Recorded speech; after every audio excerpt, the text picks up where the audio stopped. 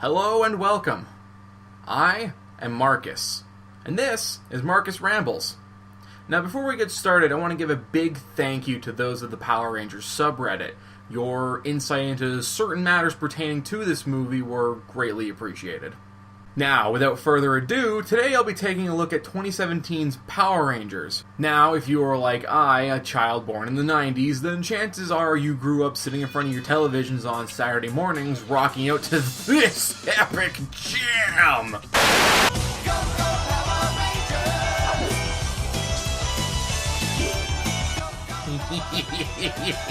Yes!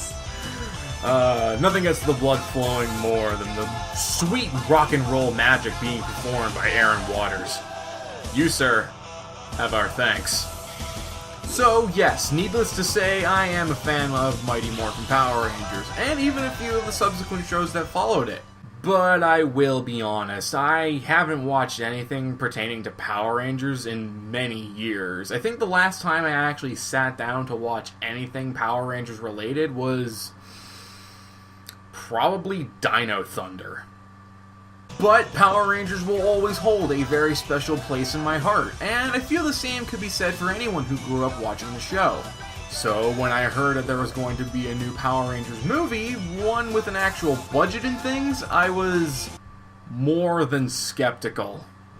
Even though at the time there was nothing for me to really be worried about, taking one look at how well the Hollywood machine treated many other nostalgia-fueled films, it's easy to understand where my distrust came from.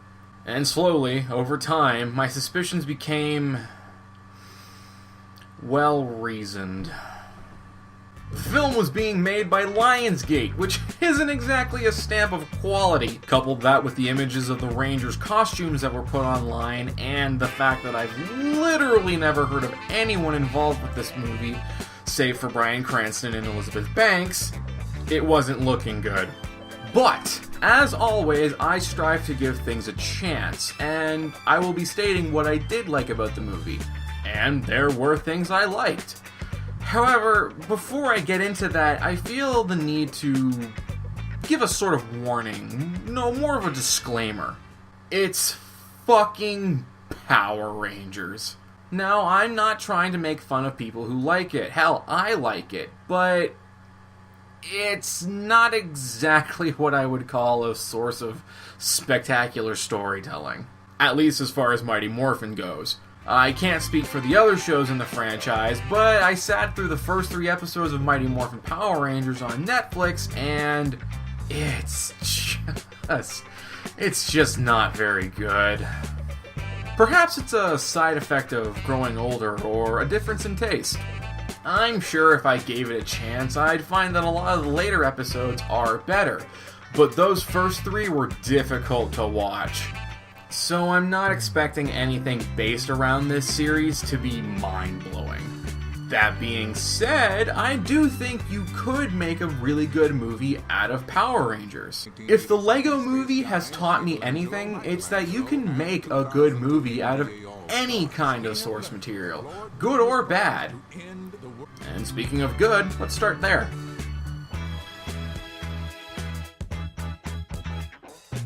I think the makeup job of the original Yellow Ranger's face is really good. The design isn't anything spectacular, but she looks good enough to be seen on something like an episode of Star Trek.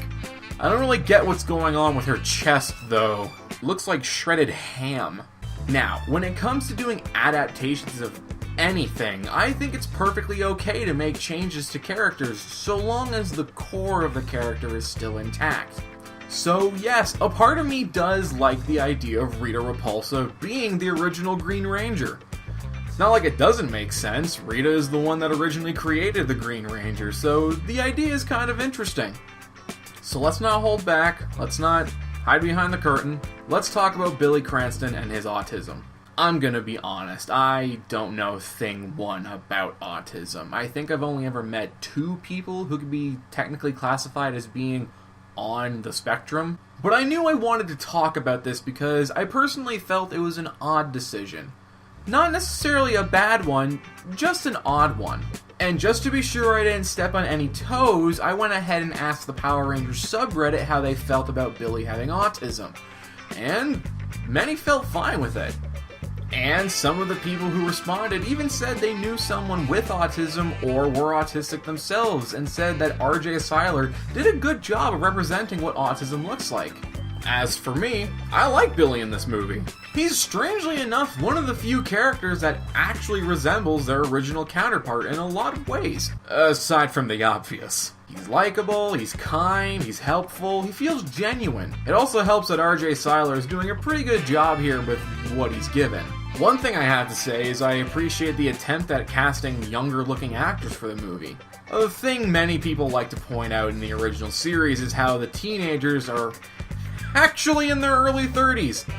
And it shows. So having the actors look a bit younger certainly helps. I think the best casting in the movie has to go to Naomi Scott. I mean, god damn! She sure looks a lot like Amy Jo Johnson. It's actually kinda scary. Now, I'm a prop guy. I love props. Props are the sugar that goes into the Kool-Aid that is a movie. So, there's no real surprise that I really like the prop they use for Rita's goopy corpse. It's freaky looking. Although it does look a bit too much like the Crypt Keeper. Honestly, I wish we could see more of her looking like this. There comes a point where she sort of rejuvenates herself, and I feel that having her spend a portion of the movie looking like this and then transforming into this would have been a great display of power for the character. Now, before the movie came out, one of the other preview images they showcased was an image of the new design for Alpha 5, and a lot of people didn't really like it, myself included. But after watching the movie a couple times, I actually kind of like Alpha's look. It's different, but still has much of the same feel to it. I would, however, get rid of those light bulbs that he has for eyes. One of the things I always liked about the original Alpha was the red light he had for his eyes? Plural? Why they didn't stick with this is beyond me. The center of his head being this weird cosmos thing is also a really cool look. And I have to admit, he's not as annoying as I thought he was going to be. And Bill Hader is a good fit for the character, I can admit that. He's still annoying, though. The way they visually represent Zordon in this movie is really fucking cool, and definitely a better interpretation of the giant talking head in a glass tube. The wall being made of these floating metal shapes is a great way to allow the actor to emote and even show some level of motion while still being confined to a wall. Another thing I can really appreciate is that the movie has this habit of adding a touch of the character's ranger color into their outfits, which is great. But a part of me wishes they were a bit more bold in this regard. I would have liked to have seen it more. Speaking of outfits, I really like Rita Repulsa's costume. She very much has the look and feel of a Power Rangers villain. Her green suit is bright and vibrant, and it goes along nicely with the gold around her hands, face, and the staff in her hand. And as corny and cheesy as she is, Elizabeth Banks' overacting actually feels right at home with something you would see from the original series. She feels like she's the only one who knows that she's in a Power Rangers movie, which is kinda odd.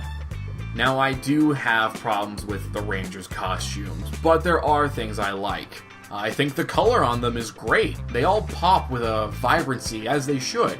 And holy shit, what is this? Doth my eyes deceive me? No basketball material? Color me impressed. In fact, I really like the weird alien texture on the harder parts of the armor. It's a cool look that I can't really say I've seen before. I'm actually kind of impressed that the suits are actually suits. Yeah, they're touched up with CGI, but that's fine. The fact that there's something there that the actors are physically wearing is genuinely surprising to me. And well appreciated. The Megazord German suplexes a giant gold monster. ECW, one night stand.